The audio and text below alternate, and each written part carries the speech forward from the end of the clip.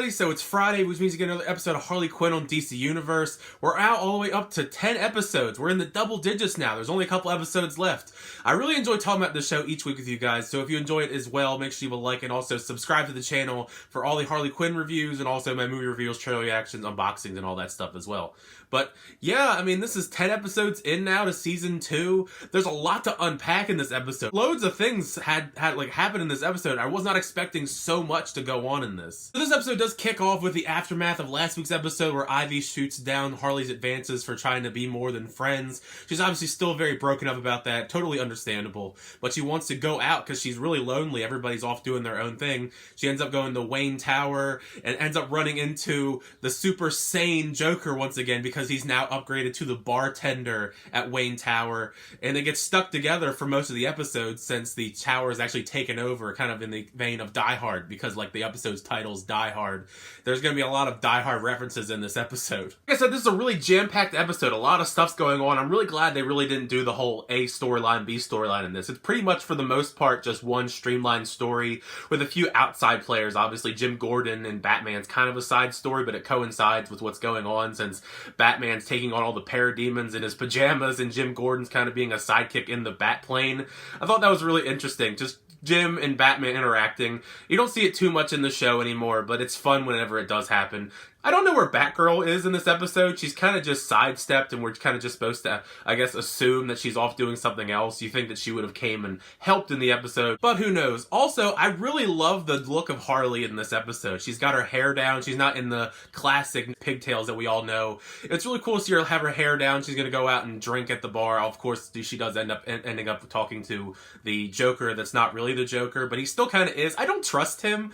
That's just me. I've never trusted him. He's obviously still got a little bit of that Joker in him, and it still comes out in this episode throughout that he's still pretty much the Joker. I still think he's playing with Harley in some way. Especially as the episode unfolds, he becomes more and more like the Joker. They do get handcuffed together, so they have to do everything together once they actually get taken over in Wayne Tower by the hostage situation, which is very reminiscent of Die Hard. Made me feel like complete Die Hard. I love the Die Hard franchise, so it was cool seeing a Harley Quinn version of Die Hard between them being handcuffed together. They're going through the vent together, much like John McClane, and, you know, taking on the hostage situation. They're not like the villains isn't too much like Hans Gruber though, but there's some elements of Die Hard that's really cool. But between the way he's acting, the things he says, he also stabs a guy with a pencil, very reminiscent of the scene from The Dark Knight. Then he maniacally laughs afterwards, and he does slip later on in the episode when he's handcuffed by Jim Gordon and says a line that's very clearly shows that he's still basically the Joker. I think he's just been messing with everybody. We've got a lot of really good returning characters for this episode.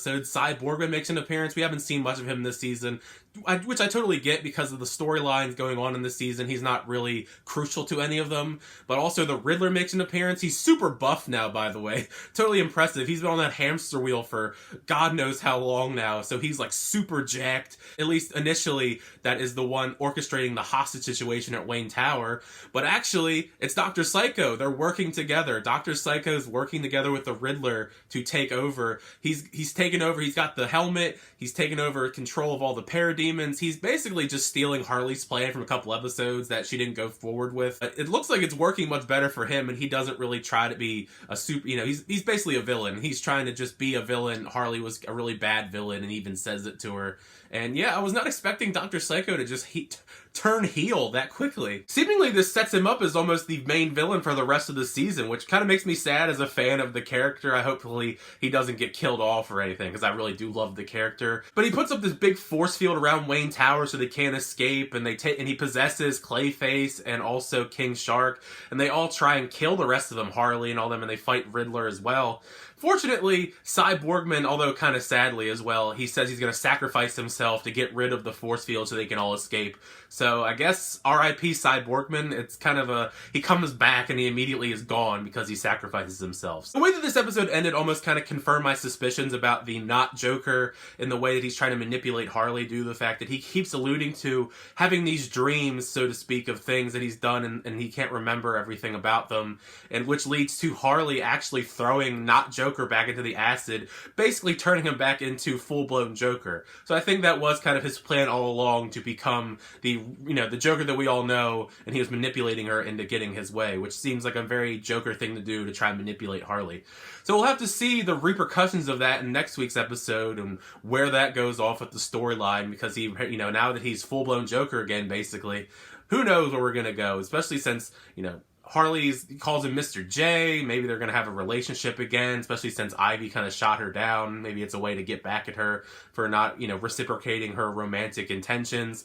Who knows? Like, a lot of stuff happened in this episode. It's crazy that we only got 3 episodes left this season, but I think this is one of my favorite episodes so far this season. It was like a lot of twists and turns, some really good humor.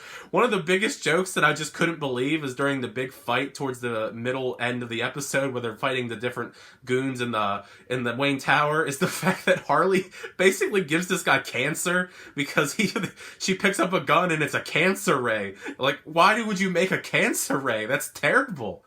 But really good episode. Make sure you leave a comment section down below. What did you think of this episode? Did you like it? Did you not like it? What do you think is going to happen? Now that Joker is basically the Joker again. The Die Hard references. Dr. Psycho is pretty much set up as the big bad for the rest of this season. So we'll see where that leads us. All this stuff. There's so much stuff to discuss. So make sure you leave a comment so we can get to talk about all things Harley Quinn and movies and on this channel. But thank you as always for checking my videos. I really do appreciate it. If you liked it, make sure you hit the subscribe button. If you want to keep updated my reviews, show reactions, unboxings, and more. For the next time, I'll see you guys later.